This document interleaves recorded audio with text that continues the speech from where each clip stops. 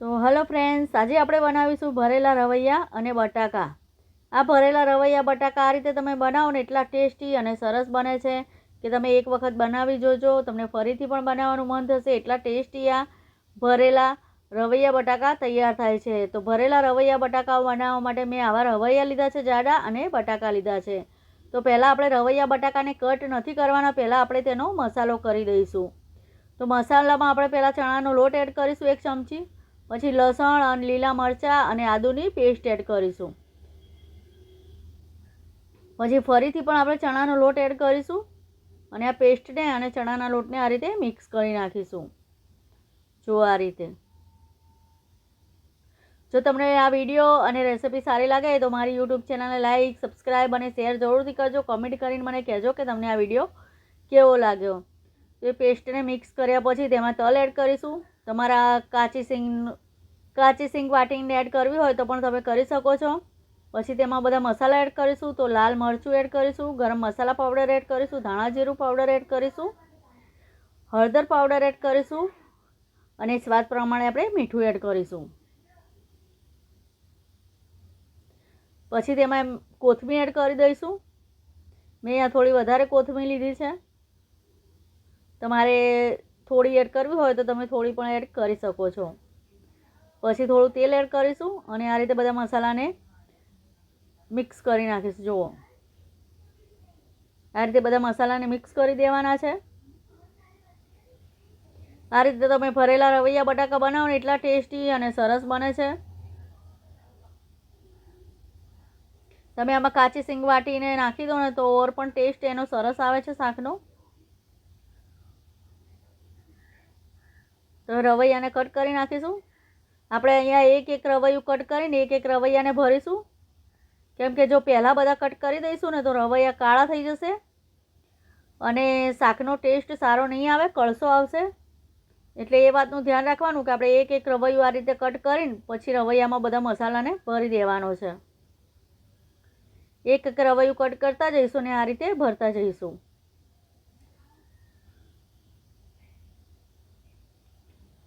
તો જો આ રીતે રવૈયાને ભરી દેવાના છે.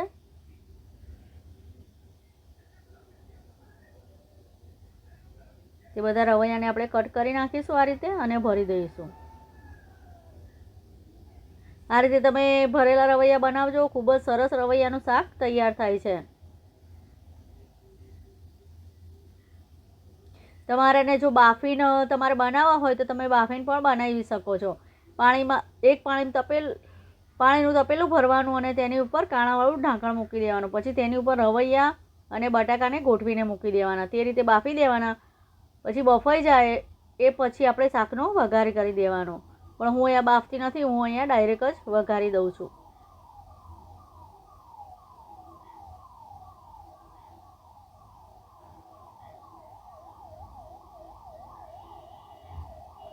તો જો આ રીતે આપણે બધા રવૈયાને ભરી દેવાના છે.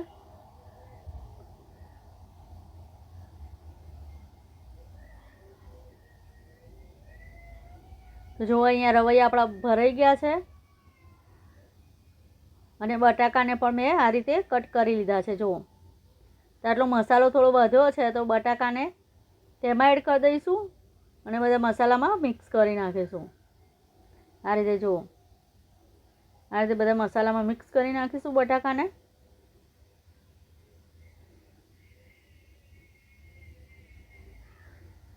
આ રીતે તમે મસાલામાં મિક્સ કરો ને તો એકદમ ટેસ્ટી અને સરસ શાક બને છે.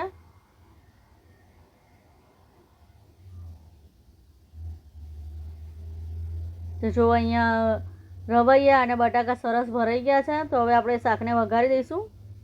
તો કુકર લઈ લઈશું. કુકરમાં આપણે તેલ એડ કરીશું.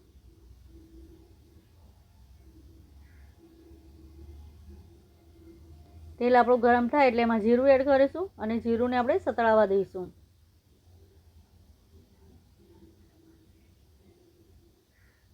જીરું આપણું સતળાઈ જાય એટલે આપણે બટાકા કાપેલા એડ કરી દઈશું.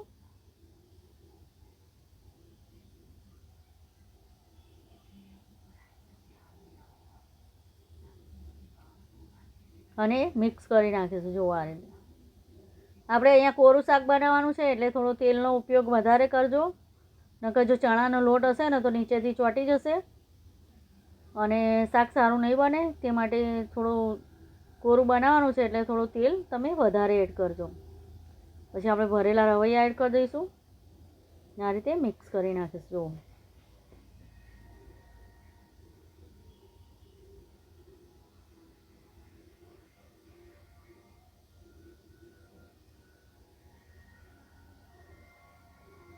હવે અહીંયા ટામેટાં એડ કરી દઈશું કાપેલા અને થોડું લાલ મરચું પાવડર એડ કરીશું. લાલ મરચું મેં ઓછું એડ કર્યું હતું ભરતી વખતે એટલે હું અહીંયા ફરીથી એડ કરું છું અને પછી આ રીતે આપણે મિક્સ કરી નાખીશું. જો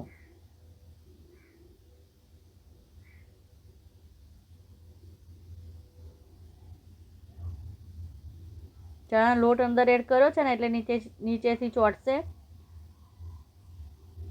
પણ તમે થોડો તેલનો વધારે ઉપયોગ કરજો કેમ કે આપણે કોરું શાક બનાવવાનું છે તે માટે. હવે અહીંયા આપણે થોડું જ પાણી અંદર એડ કરવાનું છે.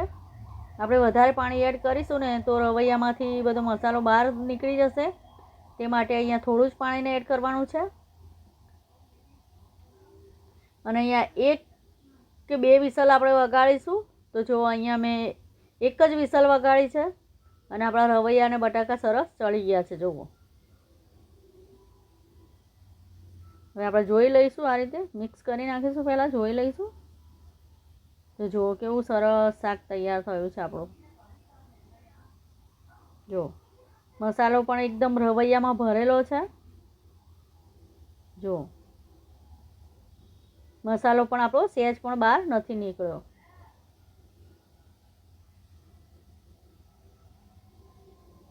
તો જો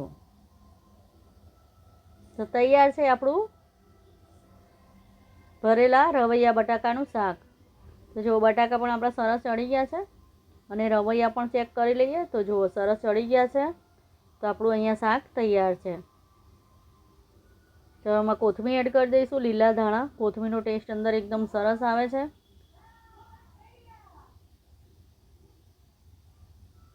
કોથમીર એડ કરીને આ રીતે મિક્સ કરી નાખીશું.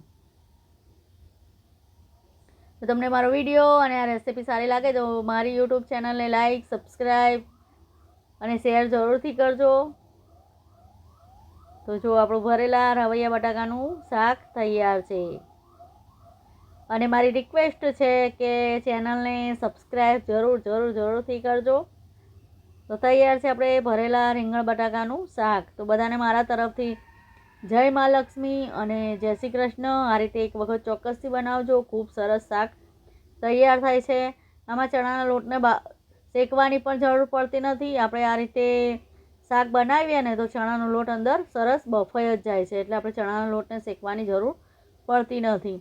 તો જો આપણું ભરેલા રવૈયા બટાકાનું શાક તૈયાર છે. આ રીતે ચોક્કસથી બનાવજો. પછી મને કમેન્ટ કરીને કહેજો કે તમને રવૈયા બટાકાનું શાક કેવું લાગ્યું. જય મા લક્ષ્મી અને જય શ્રી